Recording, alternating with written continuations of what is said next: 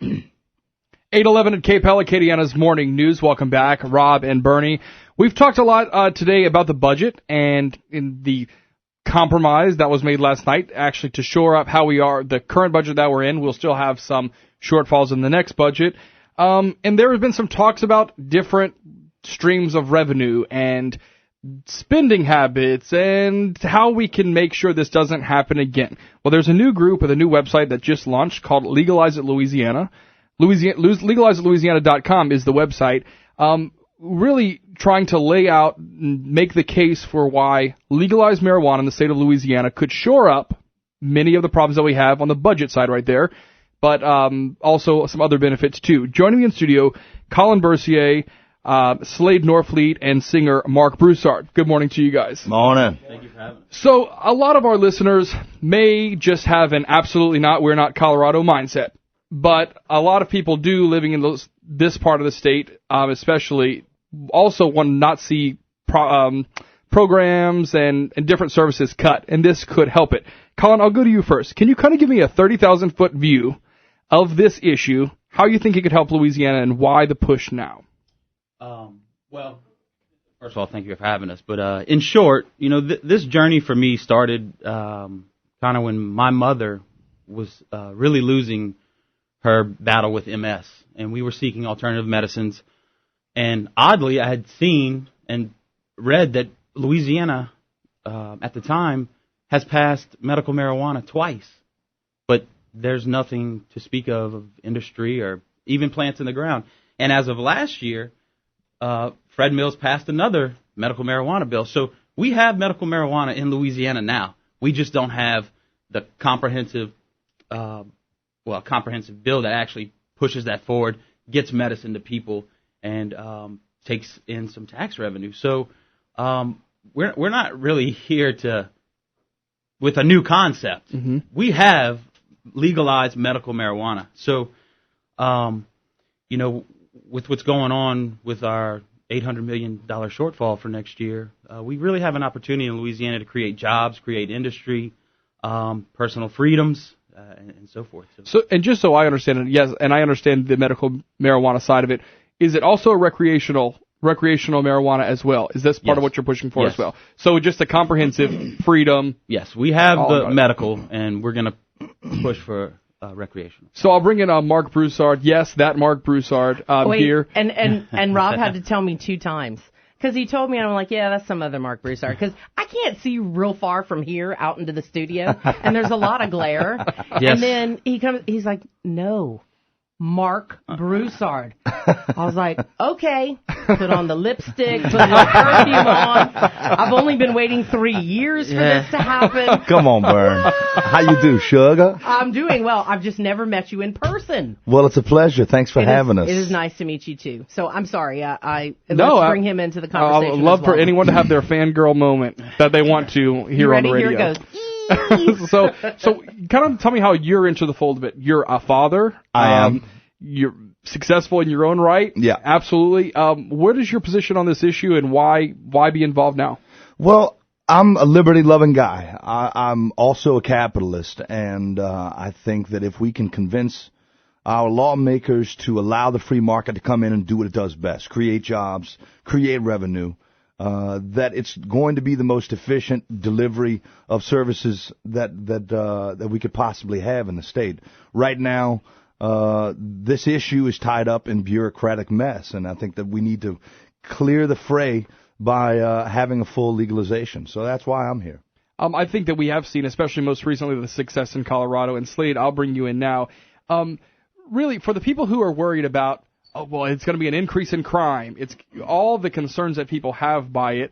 I hear you're my stats guy who can really say, great, that's awesome. Yeah, we need a stats guy who can set the record straight on maybe what the misconceptions are of the whole thing and what's actually the reality. Sure. Well, in no place that it's been legalized has crime increased. In fact, you get rid of the black market, so crime decreases.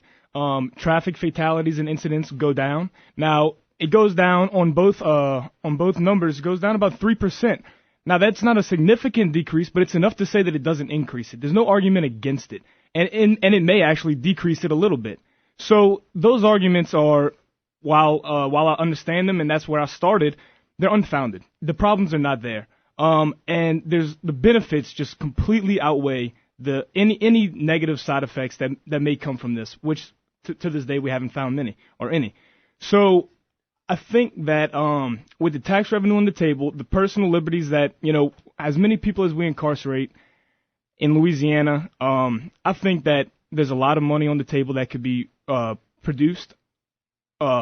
Washington's raising over $1 billion over the next 4 years. I think Louisiana could use some of that money. And I mean, like you said, the incarceration of those offenders, that's costing taxpayers money. So it's on both ends, saving what we're spending and also taking in more revenue. Absolutely. So on the website, which is legalize.louisiana.com, there is a petition. What is the next step that you guys see? And whichever one you want to answer. What's the next step going forward? What are you going for right this moment? Are we just trying to raise awareness? Are we pushing specific lawmakers? Do we want it talked about on Monday when the new legislative session starts? I'd say all of the above. Right now, support in Louisiana is high. There was a poll done in 2014 by Louisiana State University that said that 79% of people in Louisiana favored medical marijuana completely. I don't know of a single issue in Louisiana that nearly 80% of the people agree upon. It's not out there. Secondly, there was another poll done a year earlier, so this is 3 years. The numbers have only increased. That a majority of the people, 53%, favored complete recreational use or legalization. So the numbers are there, and I think that the politicians, I think our state leaders in Baton Rouge are open to it. I think that they don't want to be penalized. They don't know how popular it is, and we're trying to educate people about the benefits of it, what the best practices are. We've worked with people from across the country. We've started to look at how the best bills have been written. And we think that working with the legislators, not against them, and making it, we're trying to make it as easy a vote for everyone as possible. Let's get the money. Let's do this right. Let's move past it and focus on bigger issues and create a better future for Louisiana. And one thing I will say, just on perception, Bernie, we've covered this story a lot, a million times, especially on this part. In my previous role, covered it whenever, really closely whenever Colorado moved that way, and. I think if people took a second to look and see what it is, the website, legalizeitlouisiana.com, is not what you would think it is. It's not highlighter green. It's not not cartoonish. I mean, really, a lot of information, a lot of stats. I would guess that was maybe Slade's contribution There's to no the marijuana website. leaves all over the website. Yeah, no marijuana leaves. That's not our angle. It's an education thing, It's an education thing. The more people know about it, maybe the more accepting they will become of it. How it will benefit the state, how it will benefit people, and like you said, the support. What I don't understand is why the legislature, because they've had this mechanism in place for the medical marijuana for years now, like you were saying, is the third time. 92, and then again last year. So, but they just can't get the lawmakers to go along with it. So do most of the lawmakers, or do you think the opposition to it may be that they're worried that the voters would think, oh, this is just one step to legalizing it. If we give medical marijuana, we let that happen, it immediately means everybody is going to, want to have marijuana. No, we've already debated this, and they've passed it. We have medical in the state. But there's still no infrastructure for it, right?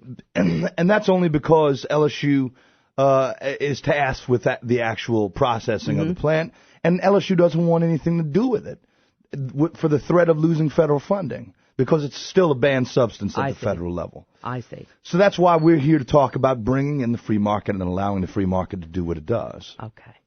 So the problem with the current bill is it addresses who grows it, and the rights were given to LSU Ag and Southern Ag to the right of first refusal. And they talk about 10 pharmacies which would dispense it. The issue with that is there's a stipulation that says that the marijuana cannot be in smokable form. Of course, it's medicine. Well, that means that LSU will grow it, and then the pharmacies will dispense it, but there's no mechanism in place to address who's going to take it from the raw plant form and make it into medicine. And that's a serious issue. That's why we don't have any medication on the table today. It hasn't been done. And until they address that and include the language, you're never going to have any medication get to patients. And we all know that the best way to keep prices down and to create a quality product is not to give it and put it into the government's hands, is to put it into the free market. And our politicians have told us, as taxpayers, they say everything's on the table. Now we find out that we have $800 million that we have to raise next year. We've cut all we can cut. We've already raised taxes again yesterday, taxes that a lot of people are not going to be happy with.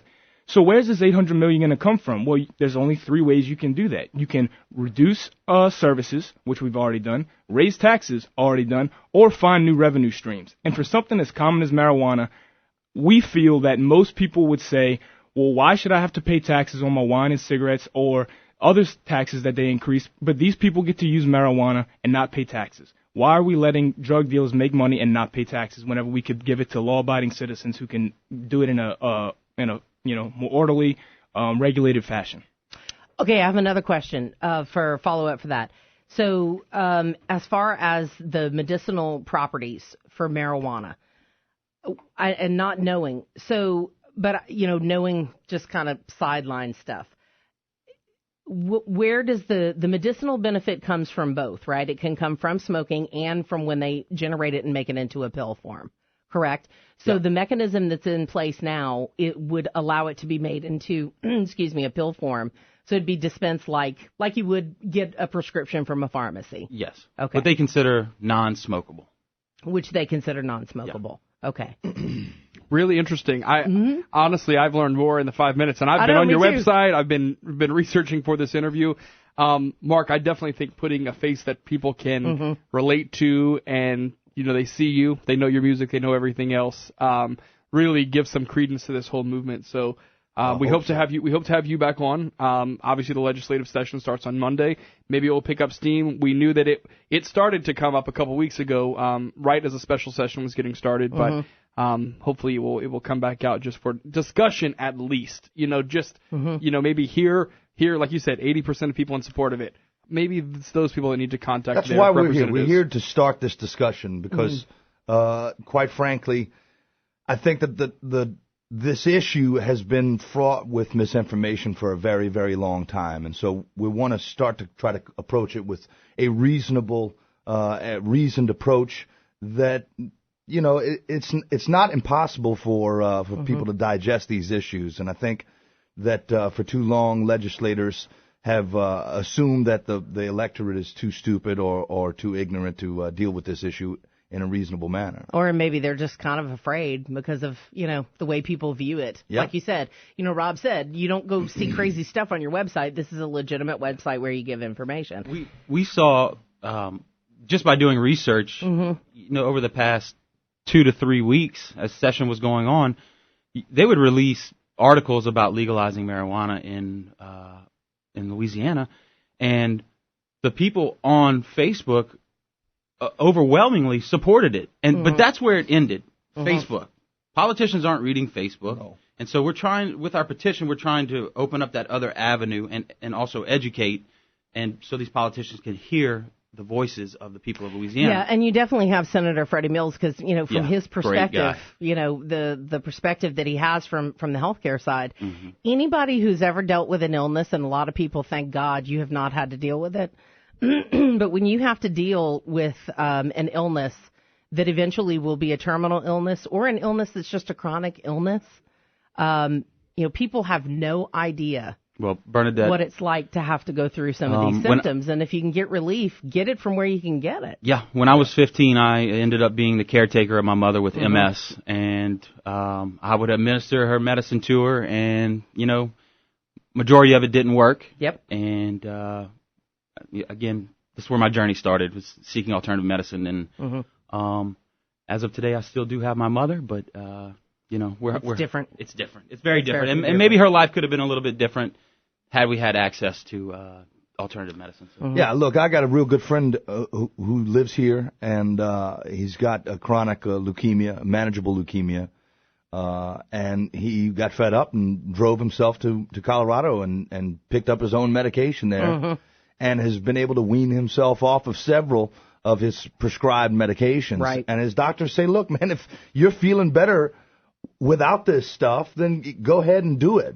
And so then the argument turns to personal liberty. If the chronically or terminally ill patient has the personal liberty to pursue any means necessary to improve the quality of their lives, then the average citizen absolutely has the same right. That's why we're having this discussion. We also have what they're quoting as cannabis refugees, people leaving states to go live in Colorado so their child or spouse can have medicine that's actually working. Well, and splitting up the family. Yeah, so. It probably would, because you're going to go where you can get the care and where you can get the relief. And again, if you don't have the ability to understand what a chronic illness does to someone's life, and for like you were saying, the guy with the chronic leukemia, it changes your entire life. And even while you're living, you have to manage what is left of your quality of life. So I think on the medical side, y'all definitely have Freddie Mills. So I guess we'll have to see what happens in the regular legislative session. We will keep up with this journey. We hope to talk to you guys again, see where it goes. Again, the website is legalize@louisiana.com. Marc Broussard, Colin Bercier, and Slade Norfleet. Thank you for stopping by. 8:27 now at News Talk 96.5 KPEL. Thank you.